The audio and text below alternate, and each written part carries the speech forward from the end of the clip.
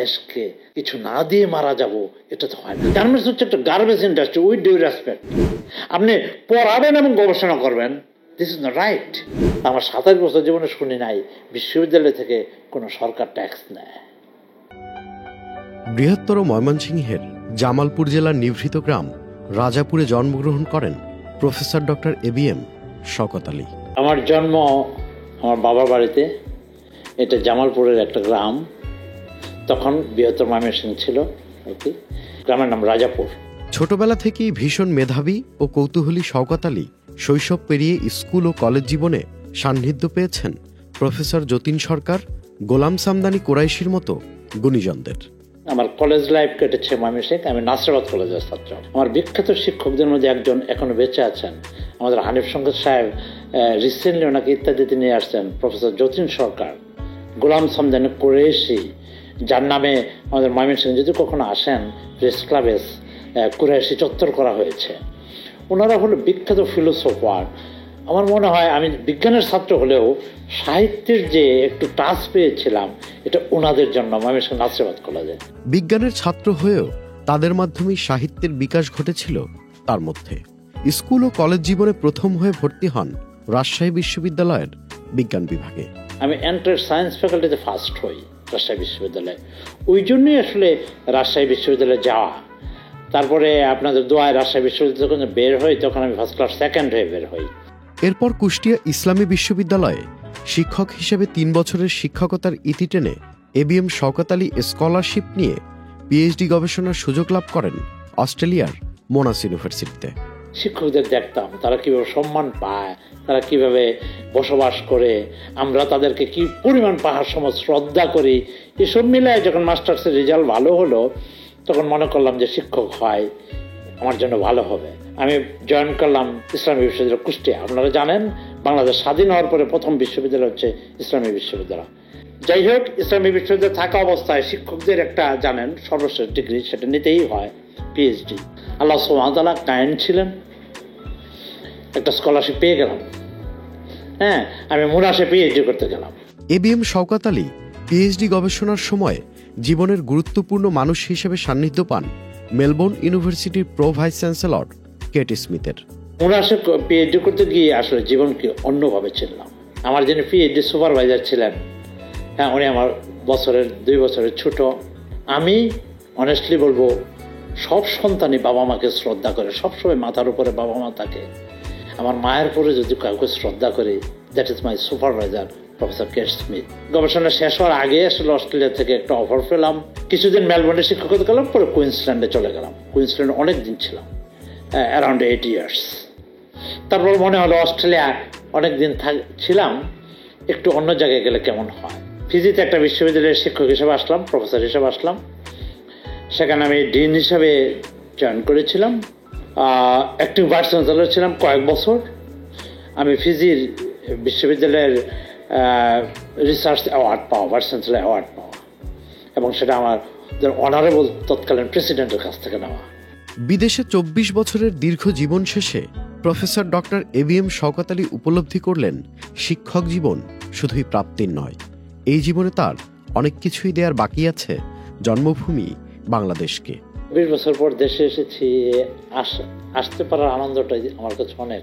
শুনলে আশ্চর্য হবেন, আমার এক মেয়ের 1 বছরের টিউশন ফি হচ্ছে $45,000 অস্ট্রেলিয়ান ডলার। অস্ট্রেলিয়ার মতো একটা ফার্স্ট ওয়ার্ল্ডে থেকে সে একটা স্কুলে পড়ছে, বাবার পকেট থেকে 45,000 টাকা গুনে তার টিউশন ফি দিতে হচ্ছে।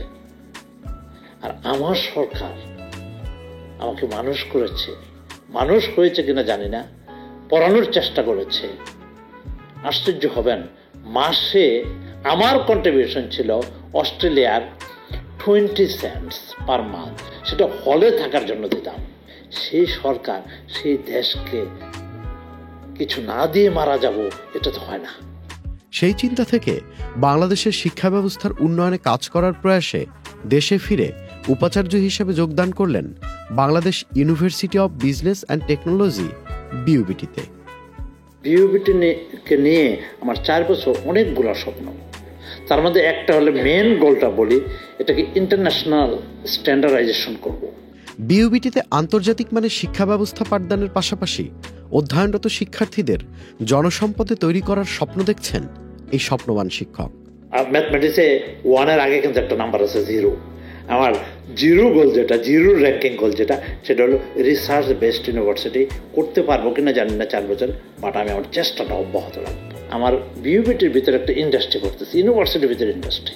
শওকত আলী মনে করেন বিউবিটি সহ বাংলাদেশের অন্যান্য প্রতিষ্ঠানের শিক্ষার্থীদের গবেষণামুখী হওয়া সবচেয়ে বেশি গুরুত্বপূর্ণ। আমাদেরও পলিটিক্যাল ক্রাইসিস, পলিটিক্যাল ক্রাইসিস নিয়েই তো সোসাইটি চলবে, ঋণের বোঝা নিয়ে সোসাইটি চলবে, কিন্তু গবেষণা থেকে মুখ করে নিলে চলবে না।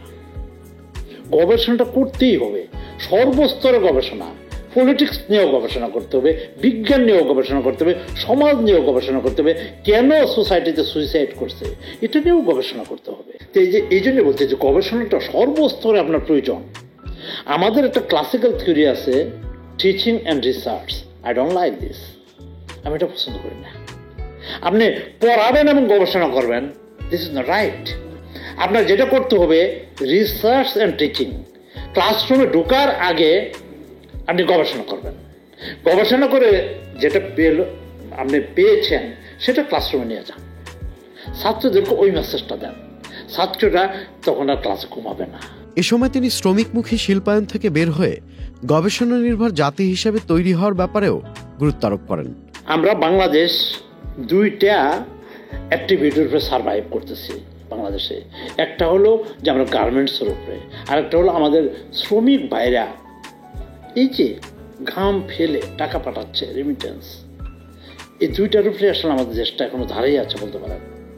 হ্যাঁ, ওটাকে তো রেসপেক্ট করতেই হবে। মডার্ন ইকোনমিক্সের থিওরি হলো সে দেশ তত ধনী হবে যাদের স্কিল, হিউম্যান রিসোর্স আছে। আমি সে বিষয়ে একটু পরে কথা বলবো। আর গার্মেন্ট যেটা, এটা থেকে কিন্তু আমাদের সরতেই হবে। আপনি লক্ষ্য করুন, China, Japan, South Korea, all started with garments. None, garments হচ্ছে একটা garbage industry, with due respect. কোনো গার্মেন্টসের লোক যেন আমার কথা মন খারাপ না করেন। হ্যাঁ, আমি রেসপেক্ট করতেছি, কারণ ওইভাবে তো আমরা সার্ভাইভ করছি। তো এই গার্মেন্টস ইন্ডাস্ট্রি থেকে আমাদের বের হতে হবে। গার্মেন্টস ইন্ডাস্ট্রি থেকে যে বের হতে চান, গবেষণা নির্ভর একটা জাতি বানাতে হবে। আমাদের বাংলাদেশ আমরা লেবার এক্সপোর্ট করছি। হ্যাঁ, আমাদের পার্শ্ববর্তী দেশ ভারত, তারা আইটি স্কিল পিপুল এক্সপোর্ট করছে। তো এই জন্যই আমি বলছি গবেষণা নির্ভর জাতি বানাতে হবে এবং ওইভাবেই আমাদের চিন্তা করতে হবে। বর্তমানে গবেষণামুখী নতুন শিক্ষা ব্যবস্থার উন্নয়ন ঘটাতে গবেষণায় বেসরকারি প্রতিষ্ঠানের সহযোগিতা সহ বেসরকারি শিক্ষা প্রতিষ্ঠান থেকে ট্যাক্স প্রত্যাহার করে গবেষণায় প্রণোদনার ব্যাপারে সরকারের প্রতিও আহ্বান জানান। যে জাতি পাশাল লাঠিতে দেশ স্বাধীন করে সেই জাতিকে রুখে কে? শুধু আমাদের যারা নীতি নির্ধারক, আমাদের যারা শিক্ষক, আমরা যাদের শিক্ষিত কমিউনিটি বলি, তাদের উচিত হচ্ছে এই নেশনটাকে অন্যান্য জায়গা থেকে কালেক্ট করে এখানে ঢুকিয়ে দাও। তার জন্য ইনভেস্টমেন্টের প্রয়োজন আছে। সরকার লেভেল, আমাদের দেশে প্রাইভেট সেক্টর, বেশ কয়েকটা অর্গানাইজেশন, তাদেরকে সমাজের প্রতি দায়বদ্ধতা নাই। উপর্যুপরি আমি মনে করি সরকার যে বিশেষ করে বেসরকারি বিশ্ববিদ্যালয়গুলো থেকে ট্যাক্স নিচ্ছেন, সরকার যদি এই মানিটা আমাদেরকে দেন, আমরা গবেষণা খাতে ব্যয় করতে পারি। আমার শিক্ষকতা 27 বছর হলো, তা আমার 27 বছর জীবনে শুনি নাই বিশ্ববিদ্যালয় থেকে কোনো সরকার ট্যাক্স নেয়। আমার মনে হয় এই কালচার থেকে আমি রিকোয়েস্ট করব আমাদের অন্তর্বর্তী সরকার বা পরবর্তী সরকার আমাদের বের হয়ে আসা উচিত। গবেষণা যারা করবে তাদের একটা বিষয় শুধু আপনি মনিটরিং করবেন, যে তারা গবেষণা খাতে যে বরাদ্দটা আছে এই বরাদ্দটা যেন পকেটে না যায়।